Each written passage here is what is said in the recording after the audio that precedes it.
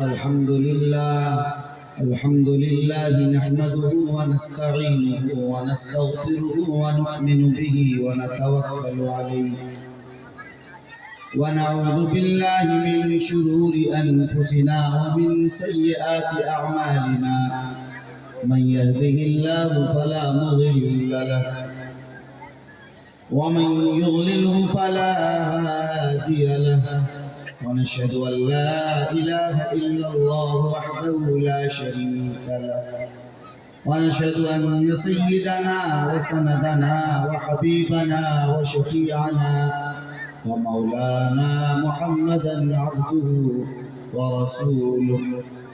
أعوذ بالله من الشيطان الرجيم. بسم الله الرحمن الرحيم.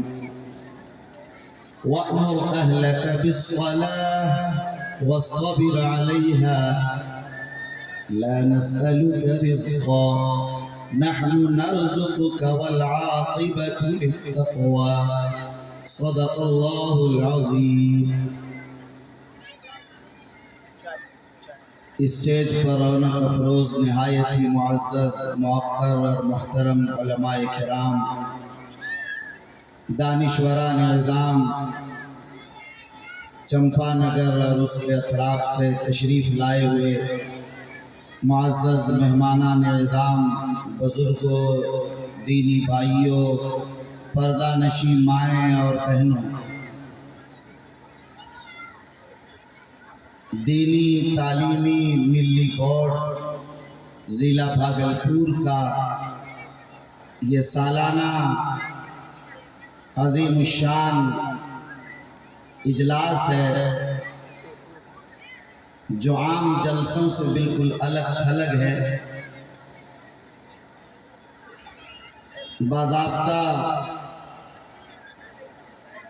مرتب اور منظم نظام کے ساتھ یہ جاری ہے اور اس میں 12:45 پر پروگرام کو ختم کر دینے کی وضاحت بھی ہے اور کوشش یہی تھی اور میں تو یہی چاہتا تھا کہ اس کی پابندی کی جائے اور ختم ہو جائے، مگر اس اجلاس کے روح رواں اور دینی تعلیمی ملی بورڈ کے جنرل سیکریٹری میرے رفیق گرامی حضرت مولانا مفتی امانت علی قاسمی صاحب نے اچھا کیا کہ میرے کان میں کہہ دیا کہ لوگ تھوڑا سننا چاہتے ہیں. وقت اگر 10-5 منٹ اوپر نیچے ہو جائے تو کوئی حرج نہیں ہے، ورنہ میں نے ارادہ کیا تھا اور میں نے ہی 11:45 کا مشورہ بھی مفتی صاحب کو دیا تھا کہ میں پابندی کروں کہ 11:40 پر بیان ختم ہو اور 45 پر دعا مکمل ہو جائے. لیکن بہرحال انہوں نے کہا ہے تو اب میں اس میں تبدیلی کر سکتا ہوں.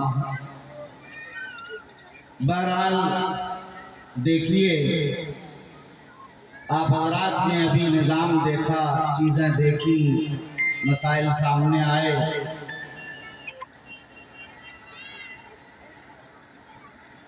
دینی تعلیمی ملی بورڈ کا یہ جو نظام شروع ہوا، آپ حضرات بھائی کب بند کر دیں، آپ کام بند کر دیں، یہ ایک کام ہونے دیجئے، چھوڑ دیجئے ادھر. یہ نظام جو شروع ہوا وہ مکاتب سے بات شروع ہوئی تھی.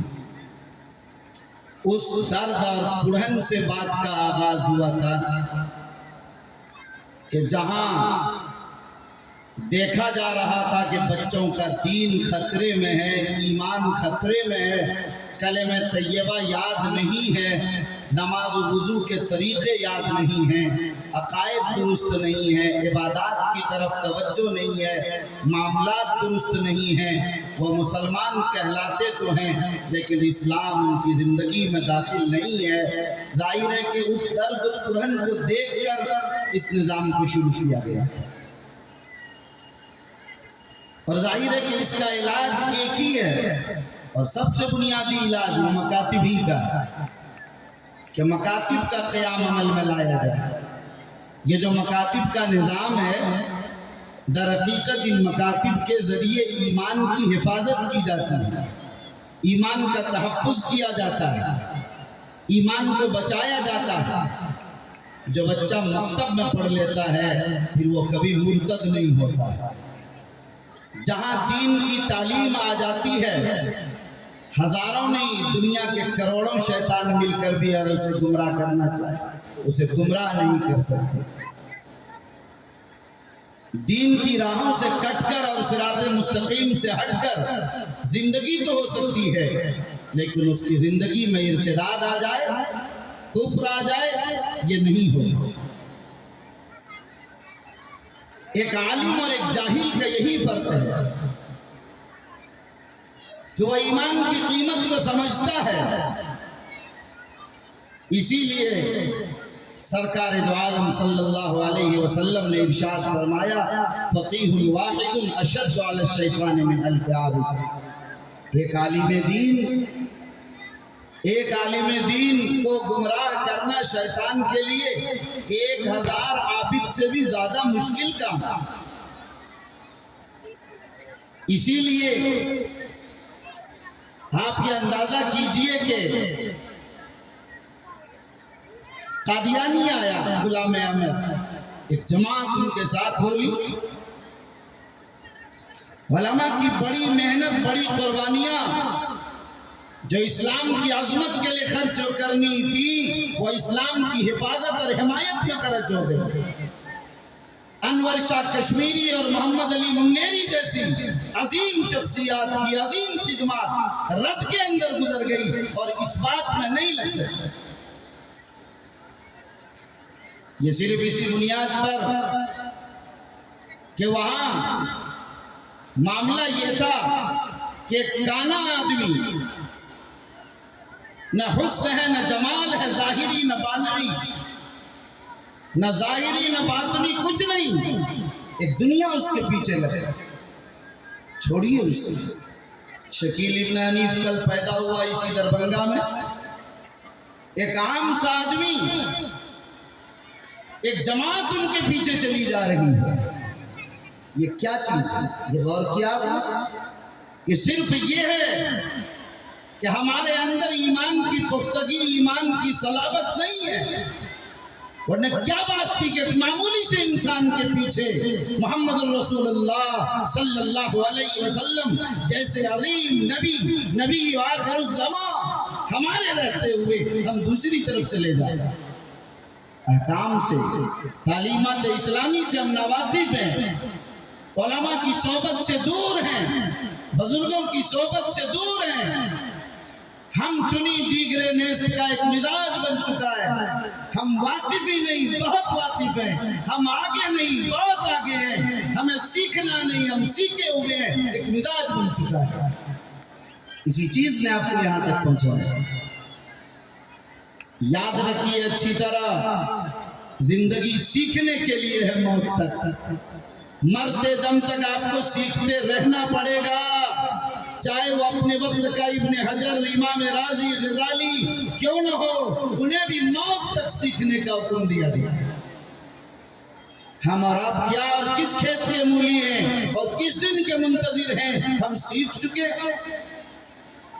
اس لیے میرے بھائیوں، آج ایمان کی حفاظت کا معاملہ ہے، اور ایمان کی حفاظت کے لیے میں نے آپ سے عرض کیا کہ دین کی بنیادی تعلیم، ایمان و یقین کو بچوں کے دل میں ڈالنا، یہ سب سے بڑی بنیاد اور مکتب سے زیادہ اہم کردار انجام دینے والا اس کائنات اور اس دھرتی میں کوئی ادارہ قائم نہیں ہوا۔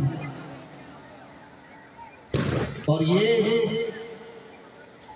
مکاتب والے بتاتے ہیں، سکھاتے ہیں، ایمان و یقین اسے بتاتے ہیں۔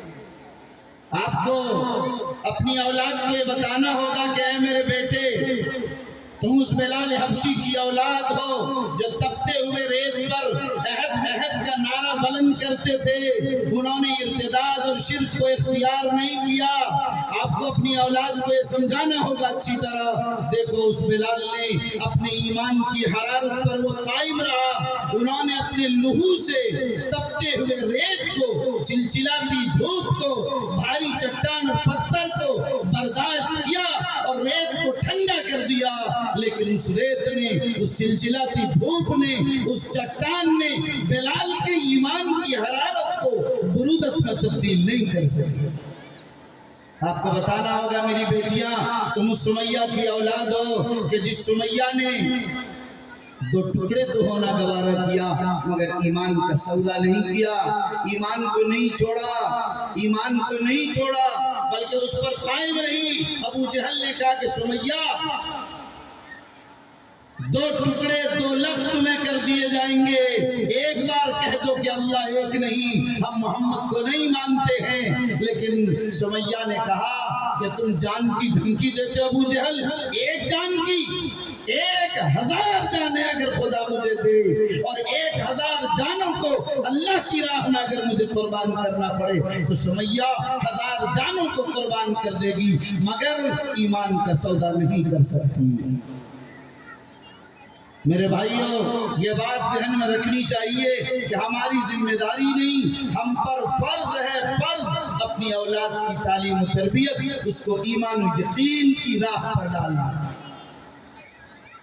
آپ نے اپنے اولاد کو نہیں بتایا کہ بیٹا ایمان سب سے قیمتی سرمایہ ہے، ایمان سب سے قیمتی دولت ہے، اس سے قیمتی دولت روئے زمین پر کوئی نہیں ہے۔ اگر تمہیں اپنی عزت کا سودا کرنا پڑے، اپنی عظمت کا سودا کرنا پڑے، ذلت و رسوائی اختیار کرنی پڑے، اپنا گھر بار تمہیں چھوڑ دینا پڑے، تمہارے گھروں پر بلڈوزر چل جائیں، تمہارے والدین ختم کر دیے جائیں، تمہاری اولاد کو ختم کر دیا جائے، تمہارا نشان مٹا دیا جائے، حالات کچھ بھی ہو جائیں، تمہاری طاقت چلی جائے، کرسی چلی جائے، سب کچھ برداشت کر لو مگر ایمان کا سودا نہیں کر سکتے۔ ہم نے یہ کبھی اپنی اولاد کو نہیں سمجھا، حالانکہ والدین کی ذمہ داری ہے، والدین کی ذمہ داری ہے اپنے بچوں کی، اپنے گھر والوں کی، اپنے اہل خانہ کے ایمان کی، اس کو باقی رکھنا، اس کی حفاظت کرنا ان کی ذمہ داری ہے۔ أَمْ كُنْتُمْ شُهَدَاءَ إِذْ حَضَرَ يَعْقُوبَ الْمَوْتُ إِذْ قَالَ لِبَنِيهِ مَا تَعْبُدُونَ مِنْ بَعْدِي قَالُوا نَعْبُدُ إِلَٰهَكَ وَإِلَٰهَ آبَائِكَ إِبْرَاهِيمَ وَإِسْمَاعِيلَ وَإِسْحَاقَ إِلَٰهًا وَاحِدًا۔ کس کی عبادت کرو گے میرے بعد؟ نبی اپنی اولاد کو پوچھنے لگے، عہد لیا جب کہا کہ میں ایک اللہ کی عبادت کروں گا، ایک اللہ کی عبادت کروں گا، باپ نے اپنی اولاد سے عہد لیا مرتے وقت۔ ہماری ذمہ داری ہے کہ ہم اپنی اولاد کو موحد بنائیں، ایمان و یقین کی قوت، اعتقاد کی قوت اسے عطا کریں۔ حضرت لقمان کے جو رسائے مشہور ہیں قرآن نے نقل کیا، اذ قال لقمان لابنه وهو يعظه يا بني لا تشرك بالله ان الشرك لظلم عظيم۔ حضرت لقمان نے بھی اپنے بیٹے سے کہا کہ بیٹا اللہ کے ساتھ شرک مت کرنا، شرک سے روکا۔ آپ بہرحال اچھی طرح جانتے ہیں، ہر روز یہ آیت مسجد کے منبر و محراب سے علماء کرام سے سنتے ہیں آپ، یا ایھا الذین آمنوا قوا انفسکم واہلیکم نارا۔ اپنے آپ کو تو بچانا فرض ہے ہی جہنم کی آگ سے، اپنے اہل و عیال کو بچانا بھی فرض ہے۔ سیدنا عمر بن خطاب نے پوچھ لیا، یا رسول اللہ اپنی اولاد کو، اپنے گھر والوں کو ایمان سے بچانے کا کیا طریقہ ہوگا؟ سیدنا عمر فاروق نے جب سوال کیا تو آقا مولا محمد رسول اللہ صلی اللہ علیہ وسلم نے جواب میں بتایا، جن چیزوں کا حکم دیا گیا تمہیں کرنے کا، تم اپنی اولاد کو ان چیزوں کے کرنے کا حکم دو، اور جن چیزوں سے تمہیں روکا گیا ان چیزوں سے رکنے کا تم حکم کرو اپنی اولاد کو۔ یہ ہے جہنم کی آگ سے بچانا، یعنی اسلام پر جمانا، احکام اسلام پر جمانا، شریعت کی اتباع، سنت کی پیروی، اسلام پر استقامت اختیار کرنا، یہی اصل بنیاد۔ جہنم کی آگ سے بچانا یہی ذمہ داری۔ علماء بیٹھے ہیں جانتے ہیں اچھی طرح، قو امر کا سر واجب اور فرض کے لیے آتا آپ جانتے ہیں، یعنی گویا اپنے اہل و عیال کو، گھر والوں کو جہنم کی آگ سے بچانا ماں باپ پر فرض ہے، ماں باپ پر فرض ہے۔ ماں باپ پر یہ فرض نہیں کہ اس کو گھر دے، یہ فرض نہیں ہے کہ ان کے لیے کھانے کا انتظام کرے بالغ ہونے کے بعد، لیکن ایمان کا بچانا ان پر ضروری ہے، جہنم سے نجات دلانا ان پر ضروری ہے۔ اسی لیے آقا مولا سرکار دو عالم صلی اللہ علیہ وسلم نے ماں باپ پر تربیت کو فرض کرتے ہوئے تو اس حدیث کی طرف اشارہ فرمایا جس میں فرمایا کہ جب 7 سال کا ہی ہو جائے تو نماز کا حکم کرو، اور 10 سال کا ہو جائے پھر بھی نہ پڑھے تو اس کو مارو، ان کے بستر الگ کر دو۔ یہ کیا چیزیں ہیں؟ یہ وہی چیزیں ہیں کہ ماں باپ کی ذمہ داری ہے اپنے بچوں سے یہ کام کرانا، ماں باپ کی ذمہ داری ہے اپنے بچوں کی تعلیم کا انتظام کرنا، ماں باپ کی ذمہ داری ہے اپنے بچوں کی تربیت کا انتظام کرنا، یہ ماں باپ کی ذمہ داری ہے۔ اس لیے میرے بھائی آج آپ حضرات ہلکے میں نہ لیں کہ میں اپنی اولاد کو پڑھا دیا، بڑی اچھی بات، نہیں پڑھ سکا پر نہیں، آپ پر ذمہ داری فرض ہے، آپ اس کے پڑھانے کے لیے انتھک محنتیں اور کوششیں کرنا آپ کی ذمہ داری ہے۔ سیدنا حسن رضی اللہ تعالیٰ عنہ چھوٹے ہیں، حضرت حسن حضور کے نواسے ہیں، آپ دیکھیے انہوں نے کھجور صدقے میں کھجور آئی تھی، ایک کھجور منہ میں ڈال لیا، ان کو معلوم نہیں تھا بچے ہیں، نبی علیہ السلام نے انگلی ڈال کر منہ سے نکلوا دیا، حسن تمہیں پتا نہیں کہ صدقے کی کھجور اور بنی ہاشم کے لیے ممنوع ہے۔ یہ تربیت کا وہ حصہ ہے۔ آپ نہیں جانتے ہیں کہ ایک صحابی ہیں، بچے ہیں، آپ کے ساتھ کھانا کھا رہے ہیں، کبھی آگے کبھی پیچھے، کبھی پلیٹ کے دائیں بائیں، جہاں ہاتھ دے رہے ہیں، نبی علیہ السلام نے منع فرمایا اپنے آگے سے کھانا کھاؤ، یہ سکھایا۔ آج ہمارے سکھانے کا مزاج فوت ہو گئے۔ میں یقین کے ساتھ کہہ سکتا ہوں یہاں 90% لوگ اپنی اولاد کو نہیں سکھاتے ہیں۔ یہ امت کا المیہ 90% لوگ احتیاط سے کہہ رہا ہوں جو اپنی اولاد کو نہیں سکھاتے، وہ سمجھتے ہیں اسکول سکھائے گا، مدرسہ سکھائے گا، مکتب سکھائے گا، مدرسے کے اساتذہ اور مکتب کے معلمین کی ذمہ داری ہے، یہ نہیں، آپ کی ذمہ داری اپنی اولاد کو آپ سکھائیے، آپ کی ذمہ داری ہے۔ آپ نے کلمہ طیبہ سکھایا، کلمہ شہادت سکھایا، کلمہ تمجید یاد کرائی، آپ نے ایمان مجمل مفصل یاد کرایا، نہیں کرایا تو کرنا شروع کر دیجئے۔ نماز آپ نے دیکھی، سیکھی، سکھائی، آپ نے نماز پڑھ کر دکھایا، اپنے بغل میں نماز پڑھنا اور اس کی تربیت اس کی کرنی شروع کی۔ لوگ کہتے ہیں کہ ہم بچہ موبائل نہ دیکھے، کوشش کرتے ہیں اس کی، لیکن ظاہر ہے کہ ماں باپ جب خود موبائل دیکھتا ہے تو ذرا بتائیے کہ بچہ کیسے موبائل چھوڑ دے؟ اس کا تصور ہی نہیں، بچہ وہ کرتا ہے جو آپ کو کرتا ہوا دیکھتا ہے، بچہ وہ نہیں کرتا جو آپ کہتے ہیں۔ آپ اگر موبائل دیکھیں گے بچہ موبائل دیکھے گا، آپ نماز پڑھیں گے تو بچہ آپ کی مصلے پر کھڑا ہو کر نماز شروع کر دے گا، آپ تلاوت کریں گے تو بچہ انگلی پھیرنا شروع کر دے گا، آپ تسبیح پڑھیں گے تو بچہ آپ کے ہاتھ سے تسبیح لے کر پڑھنا شروع کر دے گا۔ بچہ وہی کرتا ہے جس ماحول میں وہ رہتا ہے، اس لیے کہ بچے کا دل دماغ اس خالی تختی کی طرح ہے جس میں کچھ نہیں ہوتا ہے، جو آپ لکھیں گے وہی آئے گا۔ اسی لیے سرکار دو عالم صلی اللہ علیہ وسلم نے وہ حدیث فرمائی، کل مولود یولد علی الفطرہ، ہر بچہ بالکل فطرت پر پیدا ہوتا ہے۔ اب اس کے گھر والے یہودی ہیں تو بگاڑ کر انہیں یہودی، نصرانی ہیں تو نصرانی، مجوسی ہیں تو مجوسی، زندیق ہیں تو زندیق، فاسق ہیں تو فاسق، نیک و صالح پرہیزگار ہیں تو وہ بنا دیتے ہیں جیسے ماحول میں وہ رہتا ہے۔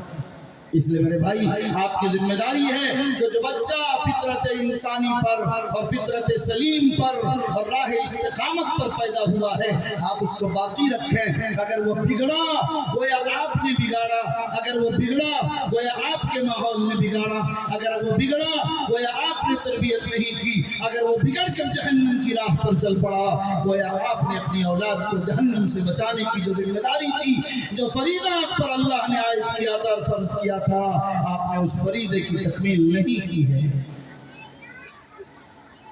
میرے بھائیوں اس بات کو اچھی طرح سمجھیے کہ تعلیمی ملی بورڈ بھاگلپور یہ در حقیقت ملت پر ایک بڑا احسان ہے، وہ عظیم تحفہ ہے، وہ قیمتی سرمایہ ہے کہ جس کے لیے دعا کرنی چاہیے کہ خدا اسے نظر بد سے محفوظ فرمائے۔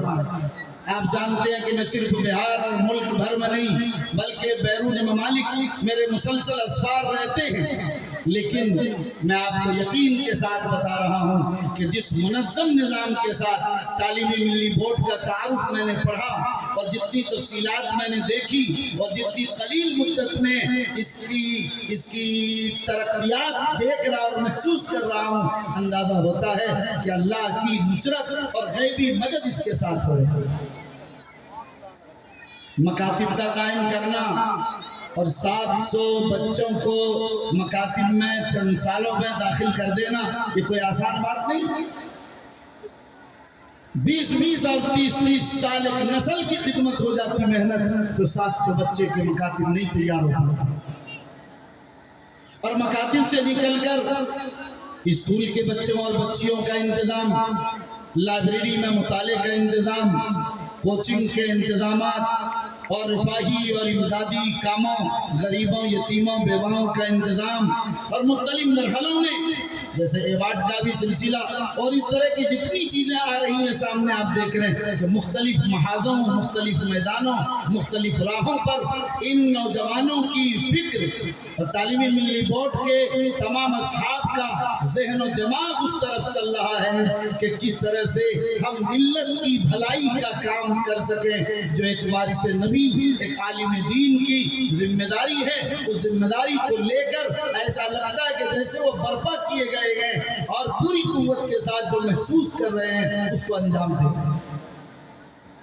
یقین مانیے چمپا نگر کے مسلمانان کہ اللہ کی غیبی مدد اور صرف نصرت ہی ہو سکتی ہے، اور وہ اخلاص کا تاج محل ہے ان علماء کا، ان مخلصین کا، کہ اخلاص کے بغیر اتنا عظیم کام اتنی کم مدت میں نہیں ہو پاتا۔ اور مجھے خوشی ہوئی اس بات کو دیکھ کر کہ جب میں نے اس تعارف کو پڑھا تو میں نے محسوس کیا کہ یہ حضرات جس ضرورت کا احساس کر رہے ہیں اس کے لیے سوچتے نہیں ہیں کہ دیر تک 10 سال سوچنے میں لگ جائے۔ ضرورت پیش آئی، کام شروع کر دیا۔ میں نے اس کو پڑھتے ہوئے یہ دیکھا کہ انہوں نے 3 سالہ مختصر مدتی کورس شروع کیا، 3 سال 2.5 گھنٹہ لگانا، لیکن دیکھا کہ ظاہر ہے ہماری قوم میں دین کی طرف سے اس قدر شغف نہیں ہے، اور ہمارے اسکولوں کی جو زیادتی رائج ہے کہ 6 7 8 گھنٹے تو وہ الگ لگاتے اور پڑھتے پڑھاتے بیچارے کچھ نہیں ہیں، پھر آ کے ہوم ورک گھر میں ورک کرے گا، 6 7 8 گھنٹہ کرے گا کیا؟ آج تک میرے دماغ میں یہ بات نہیں آ سکی۔ اور 5 گھنٹہ یہاں بھی وہی ماسٹر صاحب یہاں بھی ٹیوشن پڑھاتے ہیں، انہوں نے ٹیوشن اور کوچنگ کا ایک سلسلہ، ایک طوفان برپا کر دیا۔ بچوں کی تباہی اور بربادی کا اس سے بڑا معاملہ کائنات میں کچھ بھی نہیں ہے، لیکن ظاہر ہے کہ پوری پلاننگ اور پورا سسٹم جو CBSE بورڈ کا ایک نظام، نصاب سے لے کر نظام اور تعلیم کے تحت ہے، وہ ہم لوگ اچھی طرح جانتے ہیں۔ اس کا موقع نہیں کہ میں آپ کو بتاؤں، اسی میں پھنس کر ہمارے مسلمان بچے 2.5 گھنٹہ نہیں نکال پاتے، ورنہ کیا وجہ ہے کہ اس 6 گھنٹے میں اسکول کی تعلیم مکمل نہ ہو؟ کیا مدرسوں میں اسی وقت میں تعلیم مکمل نہیں ہو پا رہی؟ آخر اسکول میں کون سی محنت ہے جو نہیں ہو پا رہی؟ اور 2.5 گھنٹہ بھی ہماری بچیاں، ہمارے بچے نہیں نکال پا رہے۔ نتیجہ یہ ہوا کہ ان حضرات کو میں نے دیکھا کہ چلو یہاں نہیں آ پا رہے ہیں تو 1 سال کا ہی نظام شروع کر دیا، ہفتے میں 1 ہی دن لیا جائے، یعنی کچھ تو آ جائے، ان کو ایمان تو سکھا دیں، کلمہ تو سکھا دیں، انہیں اتنی صحبت تو مل جائے علماء کی، معلمات کی، کہ وہ اللہ کے رسول کو جان لیں۔ خدا کی قسم ہے لوگوں، اس اہمیت کو میرے دل و دماغ نے محسوس کر کے مجھے وہ جذبہ عطا کیا کہ میں بے چین ہو گیا کہ یہ علماء کتنے مخلص ہیں اس ملت کے لیے۔ خدا را ان علماء کی قدر کیجئے، ان کی عظمت کو محسوس کیجئے۔ خدا کی قسم یہ چاہتے ہیں کہ آپ کے بچوں کو جہنم کی آگ سے بچا کر کم از کم ایمان کی راہ پر قائم رکھیں اور استقامت کی ڈگر پر آپ کو چلائے رکھیں۔ صرف اسی کے لیے کام کریں۔ اللہ تعالیٰ تعلیم ملی بورڈ کو قبول فرمائے اور اللہ تعالیٰ اس کے خدمات کے دائرے کو قبول کرے اور اس کو بڑھاتا رہے، اور اللہ تعالیٰ اس کے تمام مخلصین، معاونین، منتظمین، منسلکین اور اس کے ہر طرح سے جانی مالی خدمات انجام دینے والے سب کو اللہ قبول فرمائے۔ میرے بھائی، دو باتیں آپ صرف کہنی اور کہہ کر اپنی بات ختم کر دوں۔ ایک بات تو مختصراً یہ عرض کرنی ہے کہ آپ نے یہ اچھی طرح سمجھ لیا کہ اس ادارے نے ایک بڑا کام کیا، اچھا کام کیا اور کم وقت میں کیا اور بہتر طریقے پر چل رہے ہیں۔ دعا کیجئے کہ اللہ تعالیٰ اسے مزید ترقیات سے سرفراز فرمائے، اور دعا بھی کیجئے ان کے ساتھ جڑ جائیے۔ جو لوگ تعلیمی ملی بورڈ کے ساتھ جڑیں گے وہ بھی اپنی ایمان کی حفاظت کا سامان کر لیں گے۔ یاد رکھیے، جو لوگ ان اداروں کے ساتھ جڑتے ہیں اللہ تعالیٰ اسے کامیابی کی راہ پر ڈال دیتے ہیں، اور جو ان اداروں سے دور بھاگتے ہیں اللہ تعالیٰ اسے ان چیزوں سے بالکل ہی دور کر دیتے ہیں۔ میرے بھائیوں، اگر آپ دین کی خدمت کرنے والوں کی خدمت کریں گے یقین مانیے اللہ آپ سے راضی ہوگا۔ اگر آپ نے دین کی خدمت کرنے والوں کی برائی کی، دوری اختیار کی، نفرت اور بیزاری آپ نے اختیار کی، یقین مانیے کہ آپ بھی تباہ ہوں گے، آپ کی نسلیں بھی تباہ ہو جائیں گے۔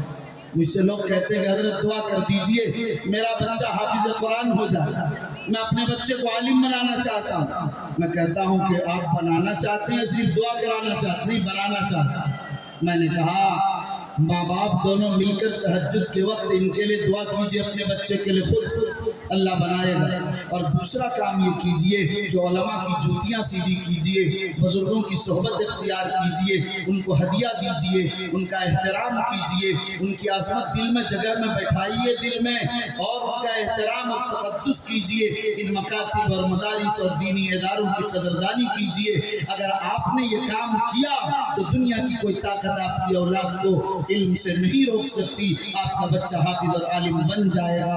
اگر آپ نے سوچا کہ بیک ڈور سے میرا بچہ حافظ صاحب بھی بن جائے اور مولانا صاحب کو گالی بھی دیتے رہیں تو وہ ذات علیم بذات الصدور ہے۔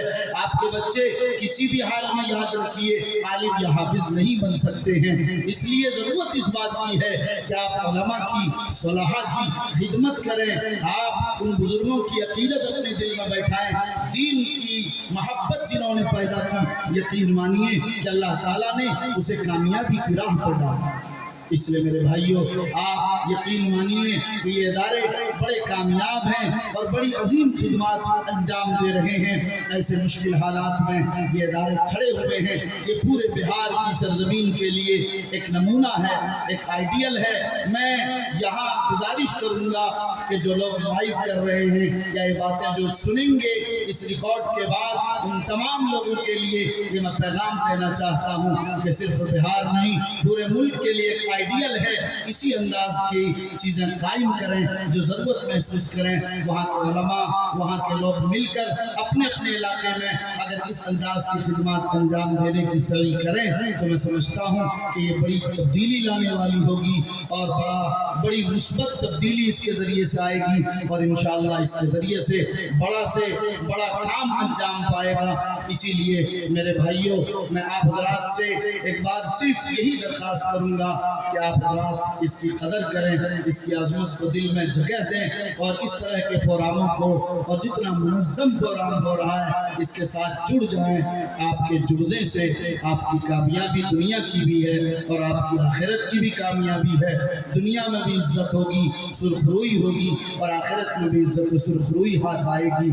دعا کریں اللہ تعالیٰ دینی تعلیمی ملی بورڈ کو قبول فرمائے۔ حضرت مفتی امانت علی صاحب کو اللہ جزائے خیر دے کہ انہوں نے دارالعلوم وقف دیوبند میں جو بڑے استاذ ہیں اور افتاء کے بہرحال بڑے ہی معتمد اور مستند مفتی ہیں، اور ان کے فتوے پر بڑا اعتماد کیا جاتا ہے، اعتماد کی نگاہ سے دیکھا جاتا ہے۔ آج وہ اپنے علاقے کے لیے اس طرح سوز درون فکر ارجمند رکھ رہے ہیں اور اپنے تمام اصحاب کے ساتھ مل کر اس عظیم کام کو انجام دے رہے ہیں۔ یقیناً وہ قابل مبارکباد لائق تحسین ہیں، آپ ان کی بھی قدر کیجئے اور ان کی آواز پر لبیک کہیے، اور جو ضروریات ہیں، جو اسباب و وسائل کی کمی ہے، آپ حضرات اس کی تلافی کے لیے پوری قوت کے ساتھ میدان میں آئیے، کھل کر آئیے کہ ہم ایک مکتب ہماری طرف سے، 2 مکتب ہماری طرف سے، ایک معلم کی تنخواہ ہماری طرف سے، ایک معلمہ کی تنخواہ ہماری طرف سے، اور جو ضروریات و وسائل ہیں آپ حضرات کھڑے ہوں گے تبھی کام ہوگا۔ چمپا نگر کے لوگ بھی خوش نصیب ہیں کہ اللہ تعالیٰ نے ایسے عظیم علماء کو، ایسے دینی اور ملی خدام کو اس سرزمین پر پیدا کیا۔ اللہ تعالیٰ سے دعا ہے کہ اللہ تعالیٰ ہمیں اور آپ سب کو اپنی مرضیات پر چلائے۔ آمین۔ وآخر دعوانا ان الحمدللہ رب العالمین۔